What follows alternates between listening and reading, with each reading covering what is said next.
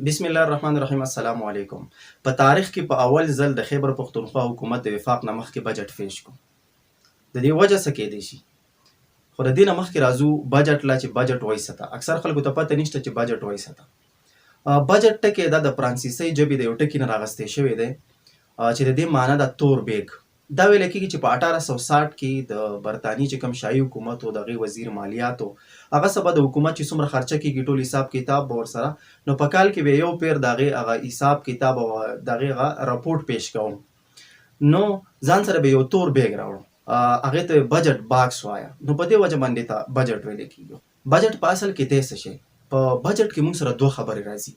یو د حکومت څومره آمدن دی او بل د حکومت څومره اخراجات دي. حکومت ته څومره روپۍ راځي د حکومت آمدن دی. د روپیو تر کم ځای نه راځي. حکومت چې څومره ټیکس الي د وړوکي سیز نه والا تر غټ سیزه پورې کته وړوکي سیز الي یو پنسل الي د غې نه راواخله تر غټ غټو کاروبارونو پورې په هر سیز باندې ټیکس دی. نو د ټیکس روپۍ حکومت ته راځي د حکومت آمدن دی دا په خزانه کې جمع کیږي. بل چې څومره حکومت سیزونه خرڅي په نور ملکونو باندې هم دا هم د حکومت آمدن دی او دا راځي خزانه ته. نو دا د حکومت سره د روپۍ راجمع شي د حکومت آمدن دی. اوس دا روپۍ خرچ کول غواړي نو بل طرف ته په بجټ کې د حکومت اخراجات دي. مطلب حکومت به ته روپۍ د خزانه چې کوم روپۍ دي کوم د ټیکس روپۍ دي نو دا به خرچ کوي په کم ځای کې. نو حکومت په خرچه کې چې حکومت په اخراجاتو کې پای کې تعلیم باندې به حکومت څومره خرچ کوي دغه شانتي په صحت باندې په هسپتالونو په روډونو باندې دغه شانتي د ملازمینو تنخواګانې دي په صوبه یا په ملک کې څومره ملازمین سرکاري ملازمین کار کوي نو هغو تنخواګانې هم په دې کې راځي. بس راځو بجټ لا چې بجټ څه ته وایي. حکومت د روان یو کال دپاره دا منصوبه بندي کوي چې ما ته به څومره روپۍ راځي زما آمدن څومره دی او زما خرچ څومره کېږي زما اخراجات څومره دي. نو د دې دپاره وخت نه منصوبه بندي کوي. یو کال مخکې د پاکستان حکومت هر کال د جون په میاشت کې بجټ پیش کوي او دا اندازه لګوي چې ما سره زما آمدن څومره دی او زما خرچ څومره دی. نو د هغې اندازه لګوي. حکومت دا وایي چې زما آمدن څومره دی او دا به زه خرچ کوم څومره. هر کال د جون په میاشت کې حکومت دا منصوبه بندي کوي چې په تعلیم باندې به زه دومره روپۍ خرچ کوم په صحت باندې په روډونو باندې په هسپتالونو باندې په دې باندې به زه دومره روپۍ خرچ کوم او زما آمدن دومره دی. د دې مثال زه تاسو ته درکړم. د دې مثال د یو کور دی. د حکومت مثال د یو کور دی. مثال کور کې چې تاله څومره روپۍ تاله راځي مطلب څومره روپۍ ته ګټې دا ستا آمدن دی او څومره روپۍ ته خرچ کې دا ستا اخراجات دي. نو ته د خپل کور بجټ هم پیش کولی شي. مطلب ستا کور ته روپۍ راځي ستا ګټه وټه هغه 100,000 روپۍ ده نو ته د دې اندازه لګولی شي چې په تعلیم باندې به زه دومره روپۍ خرچ کوم د ګیس بیل دی د بجلۍ بیل دی نو هغې ټولو له ته په بجټ کې روپۍ ورکړي چې دومره زما به خرچه کېږي د یو کاله پورې. نو دې ته بجټ وایي. حکومت ته بجټ ولې پیش کوي؟ د دې فایده څه ده؟ فایده د دې دا ده چې حکومت ته د وخت نه یو اندازه ولګي. ګوره چې یو څیز ته چې ته مخکې نه پلانینګ وکړي او ته ذهني طور هغې ته تیار یې نو هغه ته په صحیح طریقې سره کولی شي. خو چې اچانک یو خبره راشي نو په هغې کې بیا ته هغې ته ذهني طور نه یې تیار. نو حکومت ځان دې خبرې ته تیاری. حکومت دا اندازه لګوي چې زما آمدن دومره دی زما خرچ دومره دی. نو که آمدن د حکومت کمی نو دی به بیا ځي او د هغې دپاره به څه پلانینګ کوي چا نه به قرض رالي خو دا به پوره کوي. دا چې کوم آمدن دی دا به د خرچ دپاره پوره کوي. بله فایده دا ده چې حکومت د ځان دپاره یو ټارګټ سیټ کوي چې یاره روان یو کاله پورې به زه په تعلیم باندې دومره روپۍ خرچ کوم په صحت په هسپتالونو به دومره روپۍ خرچ کوم دغه شانتي نور چې څومره ترقیاتي کارونه دي په دې به زه دومره روپۍ خرچ کوم. نو دا حکومت ځان ته یو ټارګټ ږدي. بله فایده دا ده چې حکومت احتیاط کوي بیا په هغه خبره کې. یعنې که ستا آمدن 10,000 روپۍ دی او ستا خرچه هغه زیاته ده نو ته بیا هغه روپۍ چې کوم دي هغه په احتیاط سره خرچ کړې. داسې نه چې ته د یوې میاشتې آمدن هغه ته په یوه ورځ کې وخوري.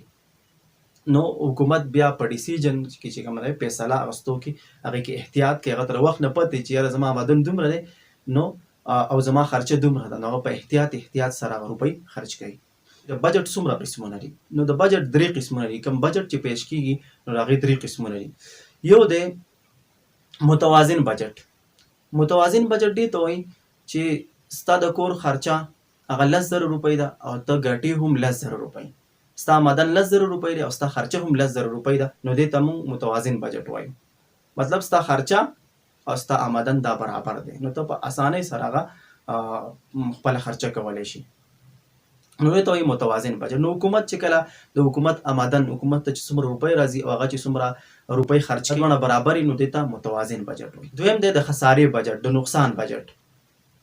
د نقصان بجټ دا دی چې ستا خرچه هغه 100,000 روپۍ ده او ته ګټې 10,000 روپۍ، نو آلریډي د 10,000 روپۍ ته په خساره کې په نقصان کې، نو ته به اوس څه کې، ته به ورځي د چا نه به قرض رالې، ته خو خپله خرچه پوره کوې که نه، نو چا نه به ورځي قرض به رالې. نو دغه شانتې د حکومت مثال هم دی.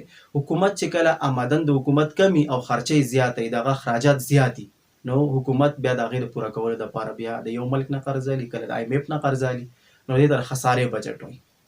دریم بجټ هغه سرپلس بجټ دی.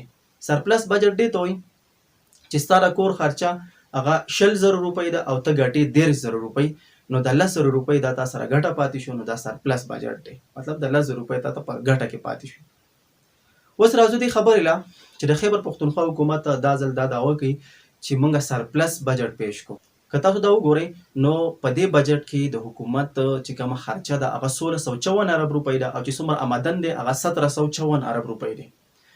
نو مطلب حکومت په فایده کې دی، خرچه کمه ده، آمدن زیات دی. نو حکومت دا دعوه کوي چې موږ سرپلس بجټ پیش کړو د خیبر پښتونخوا حکومت. دا بجټ ولې د وفاق نه مخکې پیش شو؟ اکثر که موږ وګورو نو د صوبو بجټ هغه د مرکزي بجټ نه وروسته پیش کیږي. اول وفاق خپل بجټ پیش کی، هغې نه پس صوبې خپل بجټ پیش کی، ځکه وفاق صوبو له بیا هغه شانتي روپۍ ورکوي، فنډز ورکوي. نو خیبر پښتونخوا حکومت دا دعوه کوي چې یاره موږ به نوي کارونه کوو. دا یو نوی کار شو که نه، په تاریخ کې په اول ځل یو صوبه د وفاق نه مخکې بجټ پیش کړي، دا یو نوی کار دی. نو د خیبر پښتونخوا خلکو په دې حکومت باندې اعتماد کړی دی، نو دوی وایي چې موږ به انشاءالله را روان وخت کې هم داسې نوي کارونه کوو او ترقیاتي منصوبې به راوړو او دې صوبې له موږ ترقي ورکوو. دویم دا وجه هم کیدای شي چې حکومت غواړي چې په وفاق باندې دباو ورواچي، ځکه چې د خیبر پښتونخوا حکومت دا دعوه ده چې یاره وفاق موږ له روپۍ نه راکوي، زموږ چې څومره روپۍ دي وفاق ته، مرکزي حکومت ته زموږ چې څومره روپۍ دي مرکزي حکومت ته هغه موږ ته نه میلاویږي.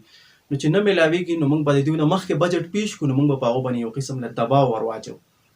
نو دا دویمه وجه کیدای شي. بله دا خبره ده چې زموږ د صوبې خیبر پښتونخوا 90% انحصار هغه په مرکز باندې دی، په وفاق باندې دی. که تاسو دا بجټ وګورئ، اوسنی چې کوم بجټ پیش شو بله ورځ، نو په هغې کې 1654 ارب روپۍ دا د خیبر پښتونخوا د هغې خرچه ده، د هغې اخراجات دي. او په دې 1654 ارب روپو کې د خیبر پښتونخوا کې چې څومره پیدا کېږي هغه 93 ارب روپۍ دي. تله مثال درکمه، ستا خرچه ده 1654 روپۍ، ارب به تلیر کړو، 1654 روپۍ ستا خرچه ده ستا د کور، او ستا ته چې کومه روپۍ ګټې نو هغه ده 93 روپۍ. نو آیا ته به په دې 93 روپۍ باندې خپل کور خرچه وچلې؟ نه شي چلولی که نه، نو ته به خامخا ځې او د چا نه به هغه روپۍ رالې. نو که موږ د خیبر پښتونخوا خبره وکړو نو خیبر پښتونخوا کې پیدا کېږي 93 ارب روپۍ او خرچه یې 1654 ارب روپۍ.